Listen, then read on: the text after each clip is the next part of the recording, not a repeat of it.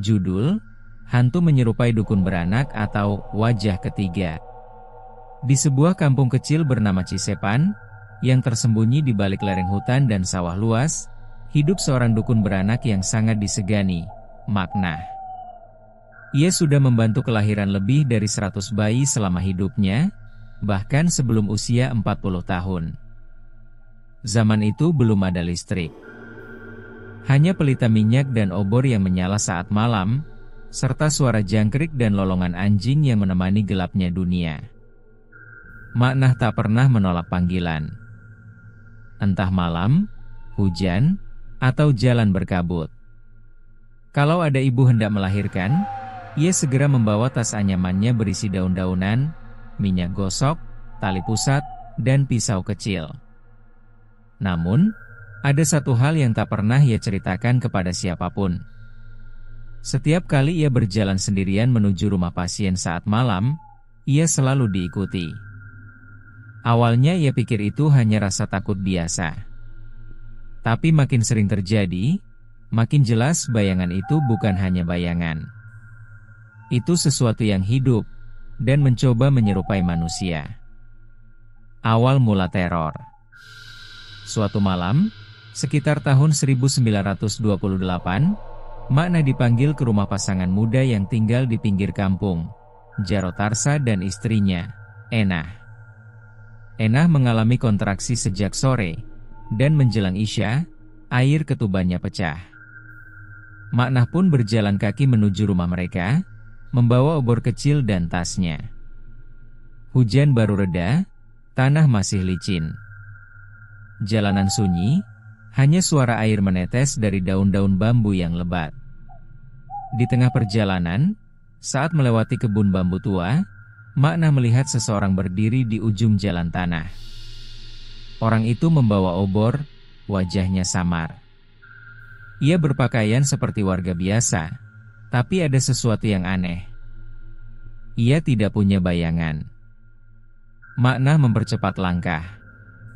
Tapi saat ia melewati sosok itu, orang itu berkata, "Maknah, ke rumah Enah ya?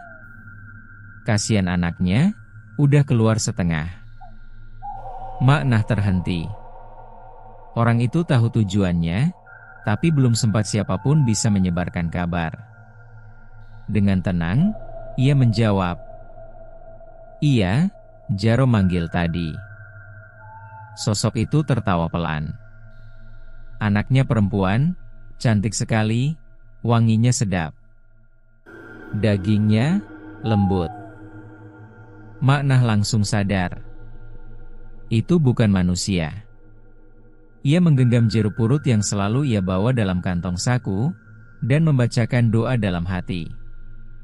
Saat menoleh, sosok itu sudah tak ada.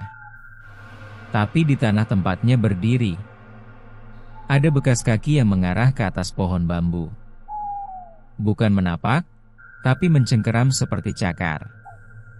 Wajah-wajah yang tak pernah sama. Sejak malam itu, teror tak pernah berhenti. Hampir setiap panggilan malam, Maknah disambut oleh orang-orang yang seolah menirukan wajah dan suara warga kampung. Kadang suaranya mirip anak kecil, kadang mirip orang tua. Tapi pasti ada satu kejanggalan kecil. Mata yang tidak berkedip, suara yang datar, atau gerakan tubuh yang terlalu kaku. Suatu malam, Maknah pernah dikejutkan oleh sosok yang menyerupai dirinya sendiri. Saat ia hendak keluar rumah, seseorang datang mengetuk pintu. Saat dibuka, Maknah melihat dirinya sendiri berdiri di depan pintu, membawa tas anyaman yang sama. Maknah berteriak sekeras-kerasnya. Sosok itu tak bereaksi. Hanya berdiri, lalu wajahnya terbelah perlahan dari tengah seperti buah nangka, dan dari dalamnya keluar lidah panjang dan tangan-tangan kecil seperti bayi yang meronta. Kelahiran berdarah.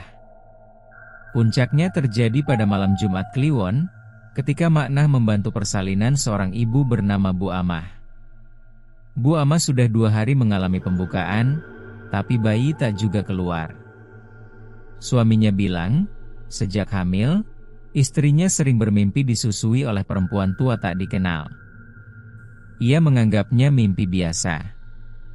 Tapi malam itu, Maknah melihat sendiri sesuatu yang tak bisa dinalar. Saat bayi akhirnya keluar, ia tak menangis. Tangisnya seperti ditahan. Dan saat tali pusat hendak dipotong, Maknah melihat bayangan tangan lain muncul dari bawah kolong ranjang. Tangan itu memegang gunting yang sama dengan miliknya, dan hendak menusuk bayi. Maknah refleks menendang ranjang, lalu mengangkat bayi itu tinggi-tinggi, dan membacakan doa keras-keras. Saat itu terdengar teriakan seperti serigala terluka, dan satu bayangan gelap terbang ke arah jendela sambil mengerang. "Kau halangi lagi, perempuan tua. Ini yang ketiga kalinya kau rebut mangsaku." Setelah kejadian itu, rumah Bu Amah dihujani batu selama 7 malam. Bayi itu selamat, tapi matanya tak bisa melihat sejak lahir. Akhir hayat Maknah. Maknah terus membantu persalinan sampai usia senjanya. Tapi sejak kejadian Bu Amah, ia tidak pernah lagi menerima panggilan malam hari. Ia selalu berkata, "Kalau lahiranmu nunggu malam, tunggu pagi sekalian. Kalau maksa, yang datang bukan aku." Hingga suatu malam, ia menghilang. Warga menemukannya di tepi sungai, tubuhnya membiru seperti habis dicekik. Tapi yang paling mengerikan, wajahnya hilang. Bukan luka, bukan darah. Tapi benar-benar kosong seperti permukaan tanah liat yang belum dibentuk. Di sebelah tubuhnya, ditemukan tas anyaman miliknya, dan di dalamnya, hanya ada satu benda. Cermin kecil retak, yang memantulkan wajah siapapun yang melihat, tapi dengan mata merah menyala. Sejak saat itu, warga Cisepan percaya bahwa makhluk itu, yang selalu menyamar menjadi manusia dan mencuri bayi, masih berkeliaran. Ia dikenal dengan sebutan wajah ketiga. Wajah pertama, manusia. Wajah kedua, arwah. Dan wajah ketiga, yang belum sempat lahir, karena direnggut sebelum waktunya.